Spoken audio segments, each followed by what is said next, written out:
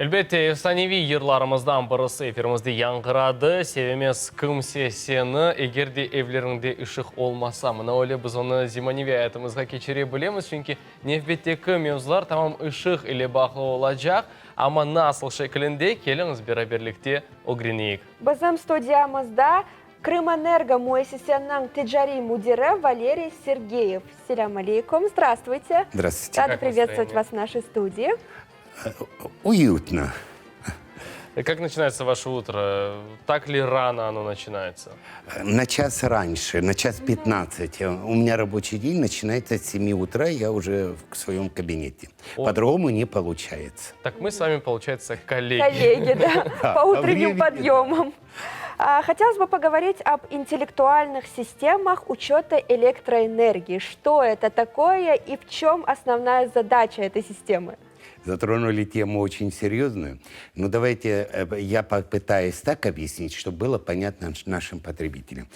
Интеллектуальная система учета, как мы знаем, слово «интеллект» — это сама развивается и прочее. Вот Российская Федерация, правительство приняло решение все же на всей территории Российской Федерации создать такую систему поэтапно, постепенно, не одночасно. Поэтому в части автоматизированной системы учета у нас уже есть опыт. В части интеллектуальной мы будем учиться вместе с нашими потребителями, чтобы было понятно, все же цели ее создать. Это в первую очередь безопасность, эффективность, надежность электроснабжения, качество электроснабжения нашим потребителям. В целом, вот это все можно охарактеризовать этим одним словом. Конечно, под собой оно расширяет очень большие возможности для энергетиков.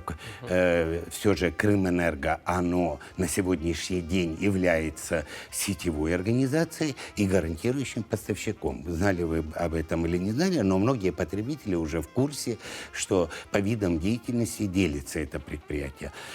И вот определено правительством свои функции для гарантирующего поставщика и для сетевой организации. В том числе организовать и создать интеллектуальные системы, чем мы сейчас и занимаемся. То есть они лучше, чем автоматические? Получается. Улучшают, будем говорить, улучшают возможностями и способностями. Вот в чем суть основная этих систем? Как это работает?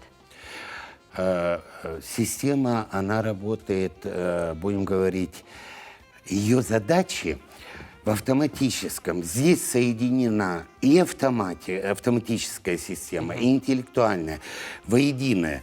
В первую очередь, это сбор отпущенной электроэнергии, сбор показаний с прибора учета, значит, передача этих объемов киловатт-часов на диспетчерский пункт.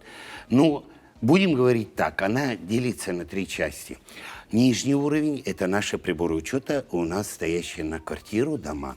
Средний уровень – это оборудование, которое собирает информацию с этих приборов учета и передает на верхний уровень. Верхний уровень – это диспетчеризация в целом Крымэнерго, где обрабатывается эта информация и одновременно передается на программные комплексы расчетные для расчета объема переданной электроэнергии. У нас есть такое понятие полезный отпуск, технические объемы, используемые на свои нужды. Так вот, для потребителя это является полезный отпуск для того, чтобы потом рассчитать и предоставить ему счет для оплаты за использованный ресурс. То есть теперь мне не нужно идти, да, например, какие-то бланки отдавать, то есть я уже сразу буду получать готовый результат потраченный. Вот сейчас вопрос задали вы как юридическое лицо. Ну, давайте. Я вопрос задал как обычное лицо. А вы как потребитель не ходите, никуда не отдаете. Вы на сегодняшний день обязаны снять показания, позвонить в Крымэнерго или в личном кабинете их внести, эти показания. Вот эта часть для потребителей, она отойдет со временем. Не сразу, не в одночасье, а будет сама система снимать показания, вносить в расчет расчетную базу. И как мы с вами уже впоследствии договоримся, то ли вы будете по электронной форме получать счета, а также в личном кабинете у нас на сегодняшний день, вы когда вносите показания, вам сразу предлагают, вы хотите оплатить через эквайринг, банк, свой потребленный ресурс. Вы можете его мгновенно и оплатить так же самое.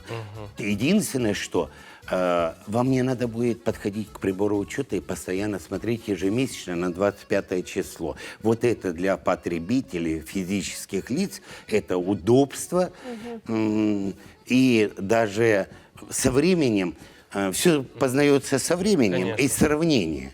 Вот даже человек просто будет забывать об этом, что ему нужно что-то 25 числа Но автоматически сделать. всё будет Это автоматически делаться. будет. Искать табуретку, вставать, чтобы открыть, во-первых, этот счетчик, потом фонариком посветить, чтобы увидеть эти цифры. Есть такое, конечно. Я Ну, просто так и живу. вот к этой части, надо сказать, встать на табуретку, конечно, с 1 июля 2020 года правительство обязало сетевую компанию и гарантирующего поставщика Крымэнерго в одном лице производить замену прибора учета. В дальнейшем мы будем уже подходить к тому, что если у вас прибор учета установлен свыше там 1,70 м, естественно, мы будем его опускать на уровень до 1,70 м за счет Крымэнерго, я здесь повторюсь, и устанавливать в том месте прибор учета, с вами согласовывать, где вам удобно. Но, оговорюсь, На уровне глаз можно на сделать, уровне глаз, все правильно вы сказали, приближенная к границе балансовой, к балансового разграничения. А граница балансового разграничения у нас либо изоляторы на поре, либо, как там будет определено документом, актом балансового разграничения. Но приближенно. То есть вы понимаете, что это, если вы на табуреточку становитесь, у вас сегодня прибор учета установлен внутри дома. Он будет однозначно вынесен на фасад или на забор, куда вам будет удобно. Ну, в многоэтажном здании просто стоят в самом верху, прям под лестничной площадкой, поэтому вот и это наблюдение из жизни просто было. А все-таки вот эти интеллектуальные системы учета электроэнергии, в какие сроки они должны быть установлены? Вот установка прибора учета четко срока в постановлении не имеет. Есть четкие обозначенные сроки. Это с 1 июля 2020 года сетевая гарантирующая поставщик за свой счет производит замену прибора учета. С 1 января 2021 года для МКД, сдаваемые в эксплуатацию вновь построенные дома, должны быть с интеллектуальными системами. И с 1 января 2022 года все вводимые приборы учета в эксплуатацию должны быть только интеллектуальные, работать в интеллектуальной системе. Поэтому вы должны тоже понимать, у нас на сегодняшний день в Крыму 876 тысяч потребителей, это существующих, и 25 тысяч юридических лиц существующих, у них уже установлены приборы учета.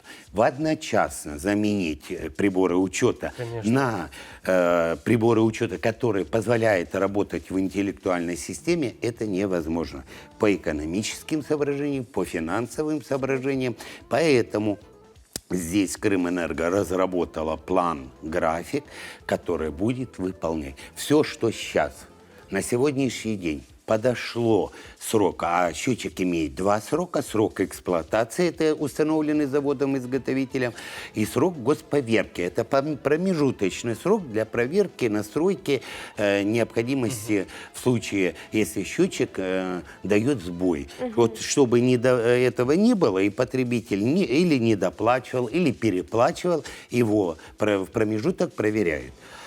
Вот в этот срок, если один из сроков подошел, тогда сетевая компания или гарантирующий поставщик должны поменять этот прибор учета, работающий в интеллектуальной системе. Оговорюсь сразу, система точечно не работает.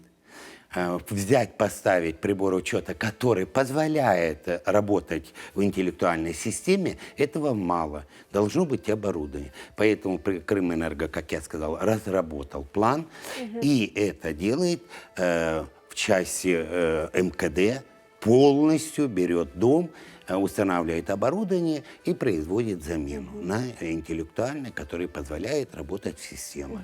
И также по частным секторам или населенным пунктам.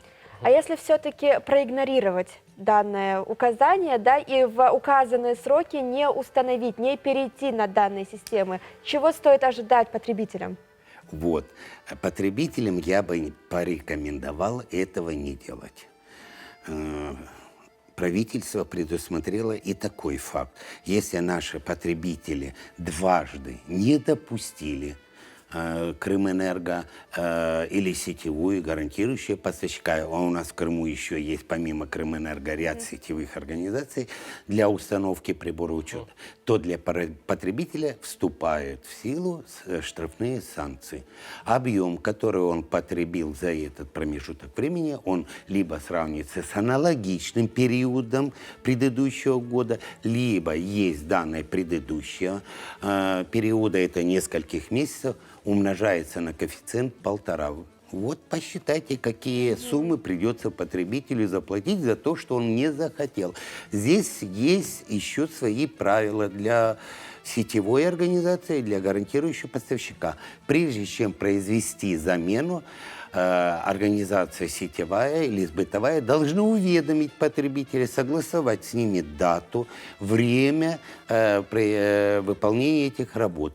Для этого потребитель, получив это уведомление, и он не согласен с этой датой, ну, разные есть причины, это человеку нужно уехать в этот момент, он обязан в 10-дневный срок написать свое предложение, ту дату указать и то время, когда ему удобно. То есть здесь работает не так, что потребитель подает заявление, а все-таки со стороны Крымэнерго приходит Нет, уведомление? не потребитель. Потребители должны на сегодняшний день у нас запомнить.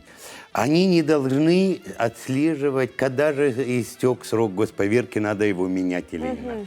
Они не должны уведомлять, что пора уже Крымэнерго прийти и поменять счетчик. То есть все со стороны Крымэнерго. Вот, зеркально отнесено с плеч потребителя на плечи Крымэнерго. Теперь все делает Крымэнерго. И уведомляет, и извещает, меняет, приобретает приборы учета, меняет и допускает в эксплуатацию. Единственное, что правильно оформить надо документы. Снятого прибора учета оформить на ряд установленного прибора учета и внести в расчетную базу Крымэнерго эти данные. Господи, какая Потребителю благодать. только расписаться надо. Конечно, это очень удобно для потребителя. Ну, самое главное, я думаю, в ближайшее время, конечно, как мы уже заметили, да, что это более 800 тысяч человек, и в максимально короткие сроки это не произойдет, но мы надеемся, что это в ближайшее время все-таки все перейдут на эту систему, и я думаю, в республике еще будет лучше.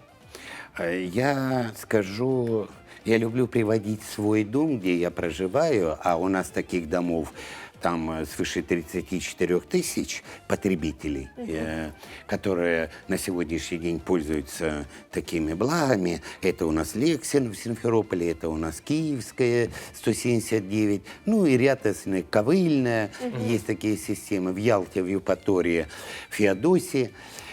Ну, вот вы правильно отметили, что вы ставите табуреточку или поднимаетесь, смотрите на счетчик. Честно говоря, я уже честно забыл об этом. Я прихожу на работу, открываю личный кабинет и смотрю, сколько мне надо заплатить. Это очень удобно. Это для потребителей. Они быстро привыкнут к этому благу и отойдут от той части, что им надо что-то следить, зачем-то контролировать. И тем более куда-то идти, чтобы оплатить все счета. Потребителям надо запомнить. Правительство сделало так, что наш потребитель никуда не должен, ни за кем, никому не должен ходить доказывать и приходить чего-то. Я на сегодняшний день говорю, ну, пора уже забывать, ходить не надо никуда. Если вам что-то не понравилось, горячие линии Крымэнерго работают, телефоны на сайтах выложены. Позвонили и высказали свое недовольствие. Если вам что-то нужно сообщить, опять же по телефону, но не исключаем категорию тех граждан, которые, ну, приходя в расчетно-кассовые центры, они же просто еще и общаются там. Это пожилые Конечно, да. жители, наши граждане. Мы их не можем исключить. Центры остаются, центры будут работать также. Ну, кто хочет прийти пообщаться еще со своими знакомыми, пожалуйста, подходите, общайтесь. Спасибо огромное, что посетили нас сегодня. И мы желаем вам хорошего, продуктивного дня. И что бы вы хотели пожелать нашим телезрителям? Телезрителям, конечно, я всегда в таком случае желаю одно. Соблюдать правила энергетики, своевременно оплачивать. Вот здесь, если есть пару секунд, я добавлю. Ведь мы все бытовые потребители пользуемся в кредит товаром электричества. Оплачиваем, потребляем и оплачиваем электроэнергию спустя истекшего расчетного периода. Своевременно оплачивать за ресурс. Ведь Крымэнерго, покупая электроэнергию на оптовом рынке, не пользуется таким благом кредитом. Поэтому это только у нас бытовые потребители этим благом пользуются. Ну и вовремя заплатить за ресурс, который вы использовали. И чтобы лампочка у вас постоянно горела в доме. Самое Спасибо главное. большое. Спасибо огромное. До свидания. Урметті достар, yayınımızны devam etemiz. Sizin evlerinizde de ışık erdem olsun ve elbette Kırım'da endi 8 yarım latır nefbeteki kısmımız ise siz için yankıray buyurunuz.